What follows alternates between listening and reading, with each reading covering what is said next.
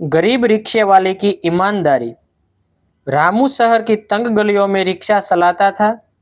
सुबह सूरज निकलने से पहले वह अपने पुराने रिक्शे को साफ करता, भगवान का नाम लेता और रोजी रोटी कमाने निकल पड़ता। उसकी पत्नी सीता कई महीनों से बीमार थी। 8 साल की बेटी गुड़िया सरकारी स्कूल में पढ़ती थी। घर की हालत ऐसी थी कि कभी-कभी रात का खाना भी उधार लेकर बनता था। फिर भी रामू की एक बात पूरे मोहल्ले में मशहूर थी, वह कभी बेईमानी नहीं करता था। लोग कहते थे, रामू गरीब जरूर है, लेकिन उसका ज़मीर बहुत अमीर है।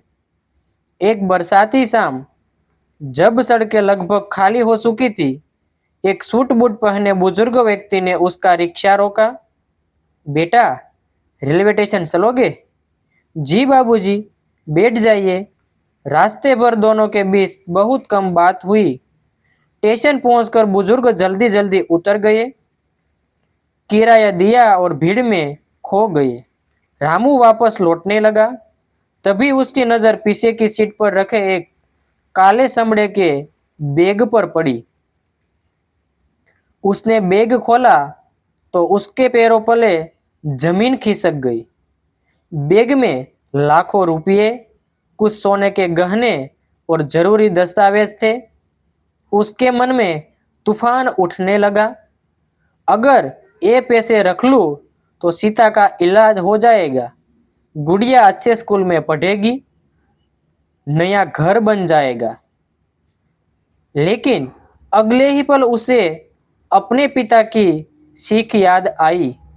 बेटा, मेहनत की कमाई कम हो सकती है, लेकिन चैन की नींद उसी में आती है। रामू पूरी रात उस बैग के मालिक को ढूंढने की कोशिश करता रहा। पूरी रात रामू बैग लेकर परेशान घूमता रहा। आखिर उसी बैग में एक विजिटिंग कार्ड मिला। उस पर लिखा था, सेठ गोविंदलाल अग्रवाल। सुबह होते ही वह दी गए पत्ते पर पहुंच गया। बंगले के बाहर लोगों की भीड़ लगी थी। अंदर से रोने की आवाजें आ रही थी। रामू घबरा गया। उसने एक नौकर से पूछा, क्या हुआ? नौकर बोला, सेठ जी का बैग कल कहीं खो गया था। उसमें उनकी बेटी के ऑपरेशन के लिए रखे रुपये, गहने और जरूरी कागज थे। पूरी रात उन्हें ढूंढते रहे। सदमे उनकी तबीयत बिगड़ गई। बेटी का ऑपरेशन भी रुक गया है। रामू बिना देर किए अंदर गया। उसने बैग आगे बढ़ाते हुए कहा, सेठ जी, शायद आप इसी की तलाश कर रहे हैं। सेठ जी गोविंदलाल ने कांपते हाथों से बैग खोला। एक एक रुपये, सारे गहने और सभी दस्तावेज सुरक्षित थे। उनकी आंखों से आंसू बह निकले। उन्होंने रामू का हाथ पकड़ लिया और बोले, बेटा, तुमने सिर्फ मेरा बैग नहीं लौटाया, मेरी बेटी की जान बचा ली। घर के सभी लोग भावुक हो गए। सेठ जी ने तुरंत 5 लाख रुपये इनाम के रूप में देने चाहे, लेकिन रामू ने हाथ जोड़कर कहा, मालिक, मैंने कोई एहसान नहीं किया, यह आपका हक था। मैंने सिर्फ इतना फर्ज निभा रहा हूं। सेठ जी उसकी बात सुनकर स्तब्ध रह गए। उसी समय रामू की बेटी गुड़िया का फोन आया। पापा, मम्मी की तबीयत बहुत ज्यादा बिगड़ गई है। रामू घबराकर घर की ओर भागा। जब वह घर पहुंचा तो सीता तेज बुखार में बेसुंध पड़ी थी। सरकारी अस्पताल में डॉक्टर ने कहा, इलाज तुरंत शुरू करना पड़ेगा, लेकिन दवाइयों और ऑपरेशन का खर्च लगभग 1.5 लाख रुपये आएगा।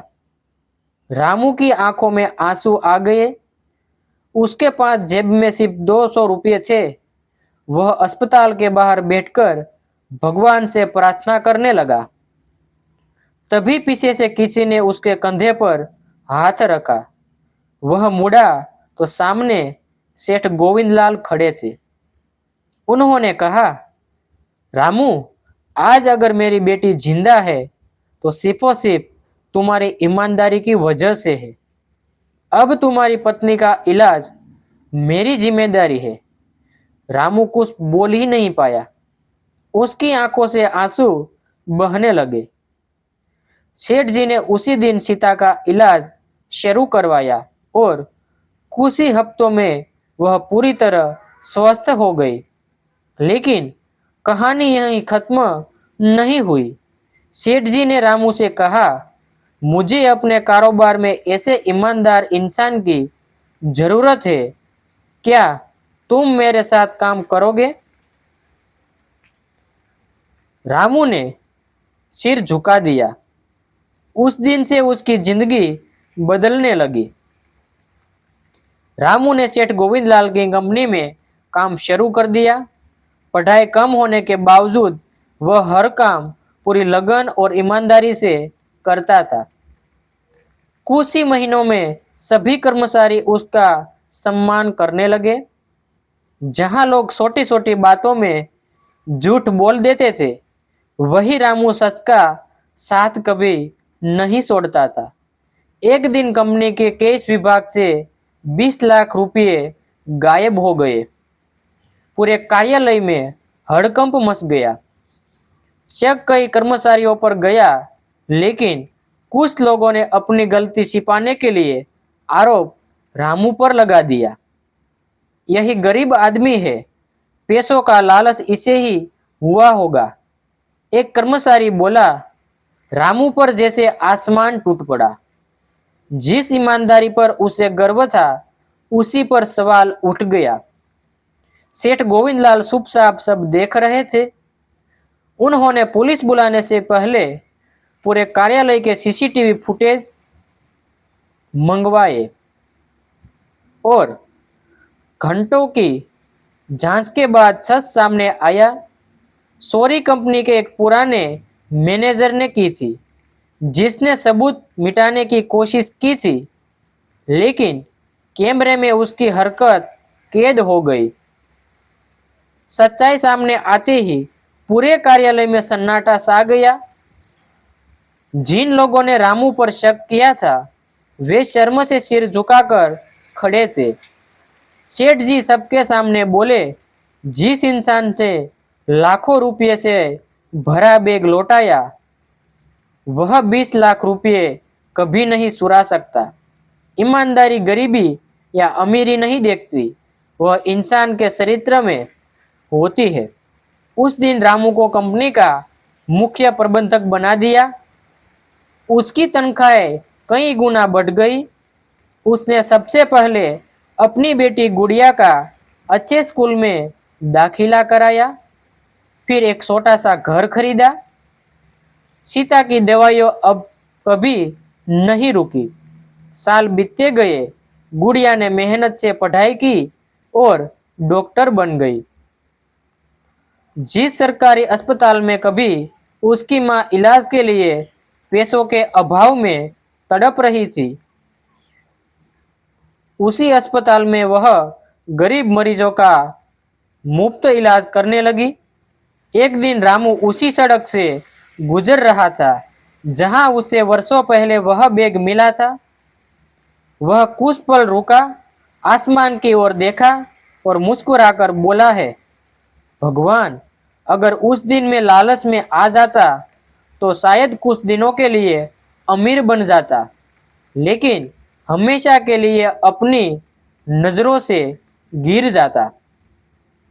उसकी आंखों में संतोष था। सेठ गोविंदलाल ने वृद्धाश्रम में कंपनी की बड़ी जिम्मेदारी रामू को सौंप दी। उन्होंने कहा, धन कमाने वाले बहुत मिल जाते हैं, लेकिन विश्वास कमाने वाले बहुत कम होते हैं। राम ने कंपनी संभालते ही एक नियम बनाया। हर साल गरीब और ईमानदार मेहनतकश लोगों के बच्चों की पढ़ाई का पूरा खर्च कंपनी उठाएगी। धीरे धीरे उसकी यह पहल पूरे शहर में मिसाल बन गई। एक दिन एक पत्रकार ने उससे पूछा, आपकी सफलता का सबसे बड़ा राज क्या है? रामू मुस्कुराया और बोला, मेरी सफलता उस बैग में रखे लाखों रुपये से नहीं आई। मेरी सफलता उस दिन शुरू हुई जब मैंने उन रुपयों पर अपना हक नहीं समझा। पूरा सभागार तालियों से गूंज उठा। उस दिन हर किसी ने महसूस किया कि सच्ची दौलत बैंक में नहीं, इंसान के चरित्र में होती है। शिक्षा, ईमानदारी का रास्ता कठिन जरूर होता है, लेकिन अंत में ही वही इंसान को सम्मान, विश्वास और सच्ची सफलता दिलाता है। लालच से मिला धन कुछ समय का होता है, जबकि अच्छे चरित्र से मिली इज्जत जीवन भर साथ रहती है।